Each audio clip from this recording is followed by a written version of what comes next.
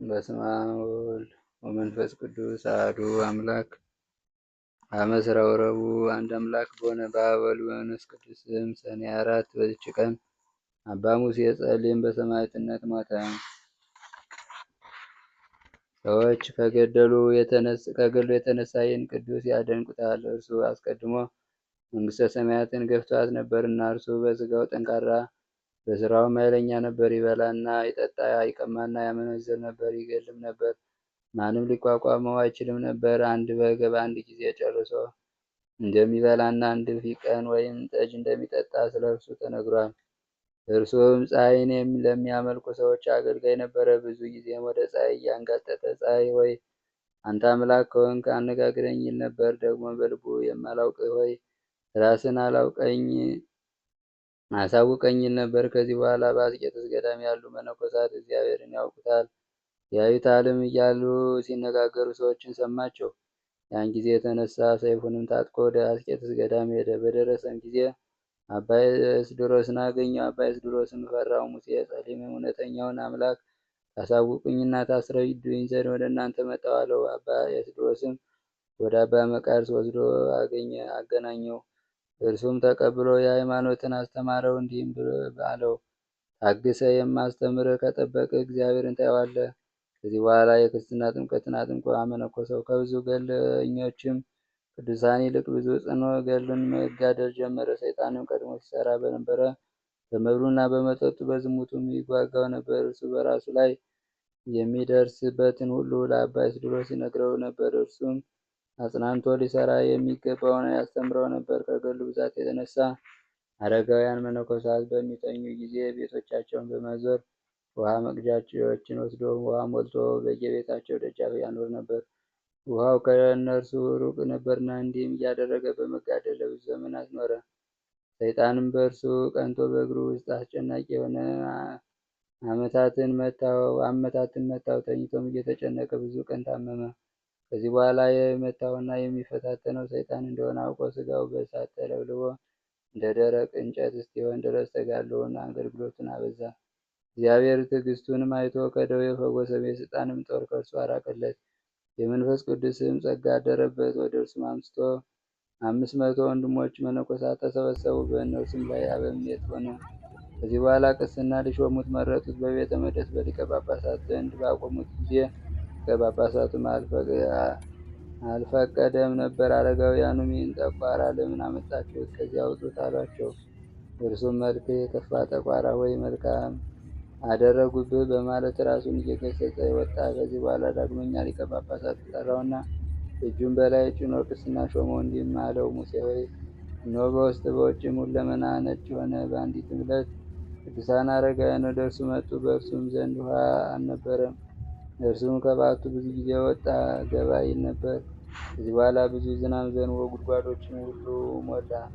አረጋውያንም ለምን ብዙ ጊዜ ወጣ ገባ ትል ነበር ብለው ጠየቁት። እርሱም እግዚአብሔርን ውሃ ካልሰጠኝ ቅዱሳን አገልጋዮችን ምን አጠጣቸዋለሁ ብለው ነበር። በቸርነቱም ዝናቡን አልቆልኛል፣ ውሃም አገኘን አላቸው። በአንዲትም ዕለት አባ ሙሴ ከአረጋውያን ጋር ወደ አባ መቃርስ ሄደ። አባ መቃርስም የሰማዕትነት አክሊል ያለው ከእናንተ ውስጥ አንዱን እንሆ አያለሁ አላቸው። አባ ሙሴም አባቴ ወይ ምናልባት እኔ እሆናለሁ፣ በሰይፍ ይገደል ዘንድ አለው የሚል ጽሑፍ አለና ብሎ መለሰ።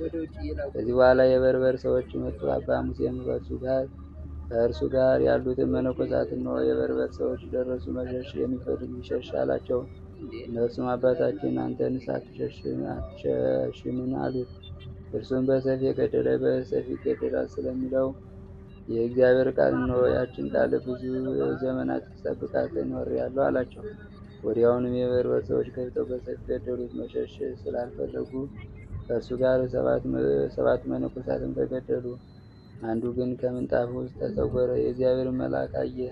በእጁም አክሊል ነበረ። እርሱም ቁሞ ይጠብቅ ነበር። ይህንንም ባየ ጊዜ ከተሰወረበት ወጣ። የበርበር ሰዎችም ገደሉት። የሰማዕትነት አክሊልም ተቀበለ። ወንድሞች ሆይ ከሃዲና ነፍሰ ገዳይ ቀማኛና ዘማዊ የነበረውን ለውጣ የሕግ አባት መምህርና የሚያጽናና ለመነኮሳት ሥርዓት የሠራ ካህን እንዳደረገችው በሁሉም አብያተ ክርስቲያናት ስሙ። ስሙ እንዲጠራ እንዳደረገችው ንስሐን ኃይሏን ተመልከቱ። ሥጋውን በአስቄጥስ ገዳም ደርምስ በተባለ ቦታ ለዘላለም ይኖራል። እርሱም ብዙዎች ድንቆች ታምራት ይታያሉ። እግዚአብሔር ምስጋና እኛንም በዚህ ጸሎት ይማረን፣ በረከቱ ከእኛ ጋር ትኑር ለዘላለም አሜን።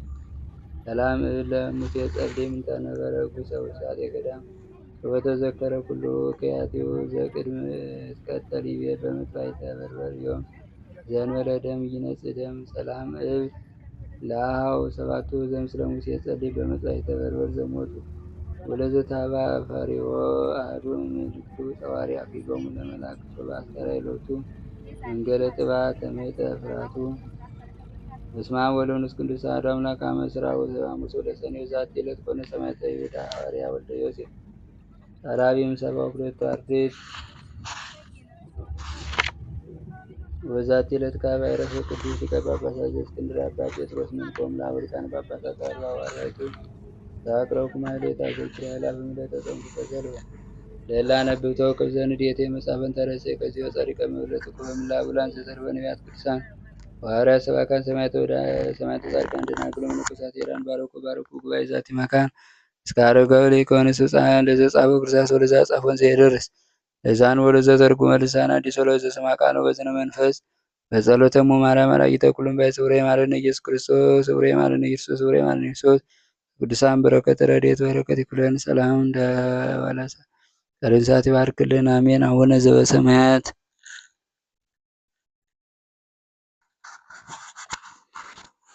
አምሩ ለአቡነ ተክለ ሃይማኖት ጸሎቱ በረከቱ ያሉ ምስለ ኩልነ ዘክርስቲያን ለዓለም ዓለም አሜን። ልመናው በረከቱ አማላጅነቱ በእውነት ለዘላለም ይደረግና አባታችን አቡነ ተክለ ሃይማኖት ያደረገው ተአምር ነው። ግራሪያ በሚባል ሀገር ሰዎች በአዝመራ ወቅት ለአባታችን ለተክለ ሃይማኖት ለመታሰቢያ በዓል የሚሆን እህሉን በአንድ ቦታ የማከማቸት ስርዓት ነበራቸው። ከዕለታት በአንድ ቀን የንጉሥ ጭፍሮች የተክለ ሃይማኖት እህል ከሚከማችበት ቤት አደሩና እህሉን ከጎተራ እያወጡ ለፈረሶቻቸው ገፈራ በሚሰጡበት ጊዜ ጌቶቼ ይህ የአባታችን የተክለ ሃይማኖት ነውና ለፈረሶቻቸው አትስጡ አላቸው። እነርሱም የማንም ይሁን የማን እኛ ምን ጨነቀን የሚል መልስ መለሱለት። ይህንንም ተናግረው ለፈረሶቻቸው እህሉን ሰጡ። ለፈረሶቻቸው እህሉን በሰጧቸው ጊዜ እኛ የዚህን ጻድቅ ሰው እህል መብላት አይቻለንም እንደማለት ራሳቸውን በመነቅነቅ አንበላም አሉ።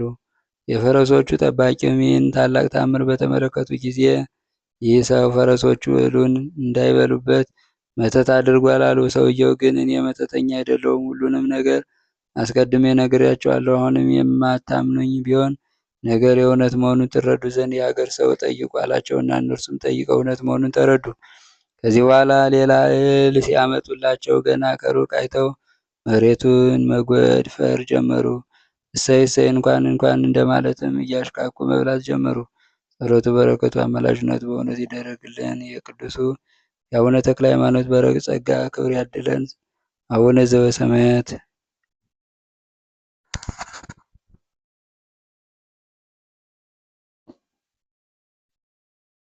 በስመ አብ ወወልድ ወመንፈስ ቅዱስ አሐዱ አምላክ አመ ዕስራ ወረቡዕ አንድ አምላክ በሆነ በአብ ወወልድ ወመንፈስ ቅዱስ ስም ሰኔ 4 በዚች ቀን አባ ሙሴ ጸሊም በሰማዕትነት ሞተ።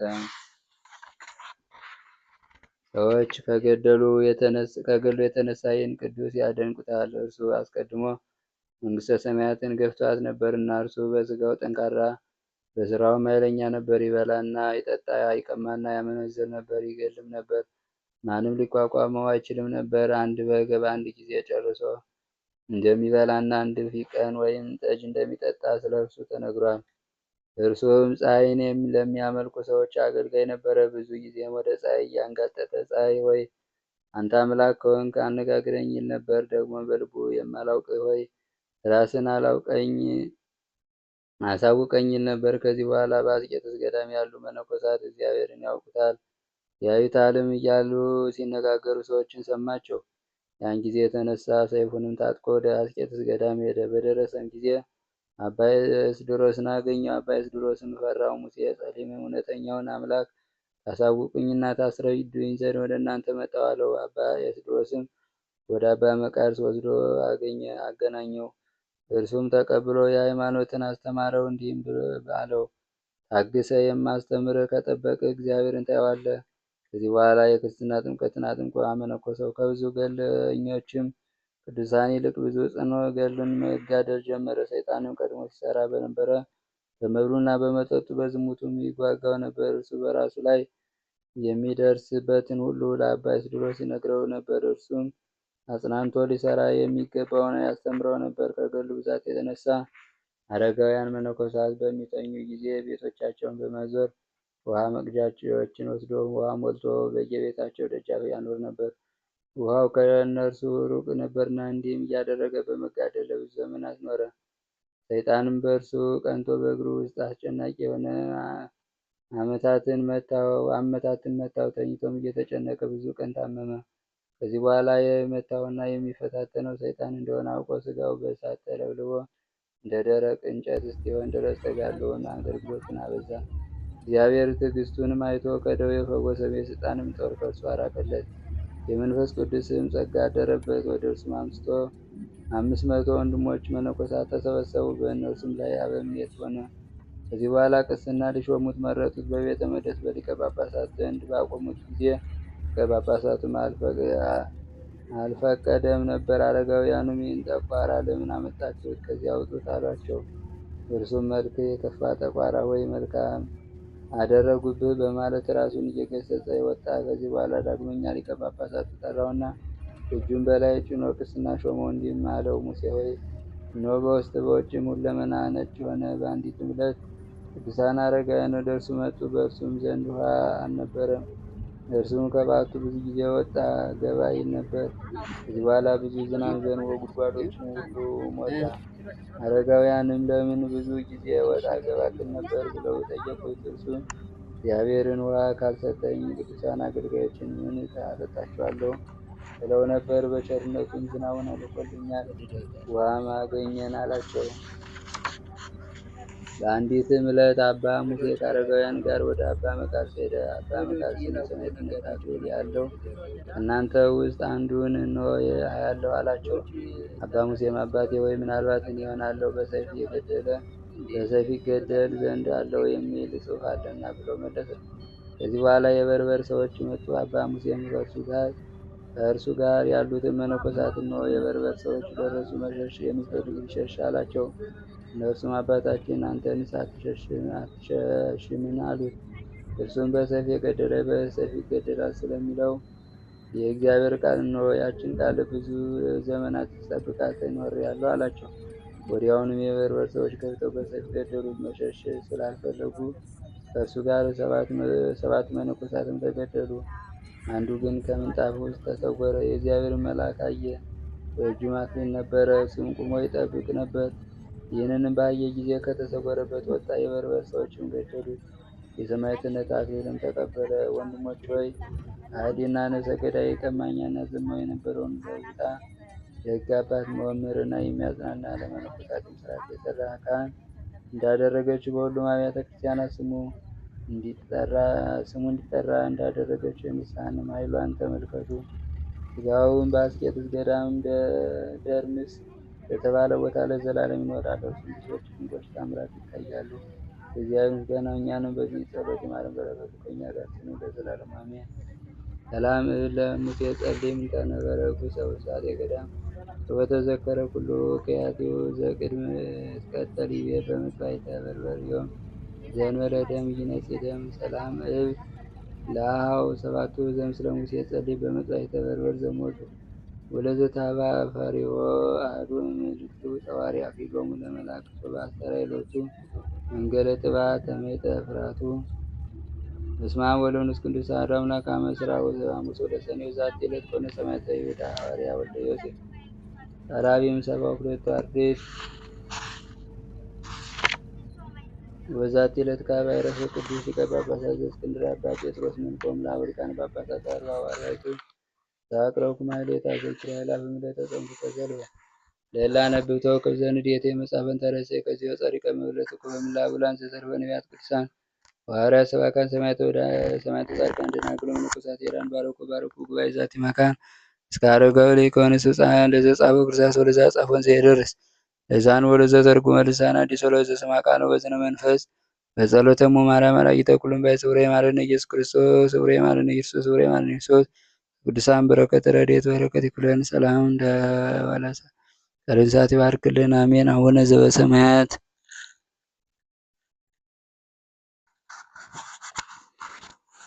አምሩ ለአቡነ ተክለ ሃይማኖት ጸሎተ በረከቱ ያሉ ምስለ ኩልነ ዘክርስቲያን ለዓለም ዓለም አሜን። ልመናው በረከቱ አማላጅነቱ በእውነት ለዘላለም ይደረግና አባታችን አቡነ ተክለ ሃይማኖት ያደረገው ተአምር ነው። ግራሪያ በሚባል ሀገር ሰዎች በአዝመራ ወቅት ለአባታችን ለተክለ ሃይማኖት ለመታሰቢያ በዓል የሚሆን እህሉን በአንድ ቦታ የማከማቸት ስርዓት ነበራቸው።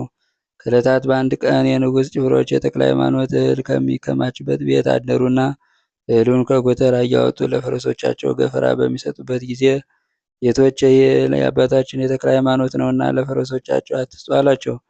እነርሱም የማንም ይሁን የማን እኛ ምን ጨነቀን የሚል መልስ መለሱለት። ይህንንም ተናግረው ለፈረሶቻቸው እህሉን ሰጡ። ለፈረሶቻቸው እህሉን በሰጧቸው ጊዜ እኛ የዚህን ጻድቅ ሰው እህል መብላት አይቻለንም እንደማለት ራሳቸውን በመነቅነቅ አንበላም አሉ። የፈረሶቹ ጠባቂም ይህን ታላቅ ታምር በተመለከቱ ጊዜ ይህ ሰው ፈረሶቹ እህሉን እንዳይበሉበት መተት አድርጓል አሉ። ሰውየው ግን እኔ መተተኛ አይደለሁም፣ ሁሉንም ነገር አስቀድሜ ነግሬያቸዋለሁ። አሁንም የማታምኑኝ ቢሆን ነገር የእውነት መሆኑን ትረዱ ዘንድ የሀገር ሰው ጠይቁ አላቸውና እነርሱም ጠይቀው እውነት መሆኑን ተረዱ። ከዚህ በኋላ ሌላ እህል ሲያመጡላቸው ገና ከሩቅ አይተው መሬቱን መጎድፈር ጀመሩ። እሰይ እሰይ እንኳን እንደማለትም እያሽካኩ መብላት ጀመሩ። ጸሎቱ በረከቱ አማላጅነቱ በእውነት ይደረግልን። የቅዱሱ የአቡነ ተክለ ሃይማኖት በረከት ጸጋ ክብር ያድለን። አቡነ ዘበሰማያት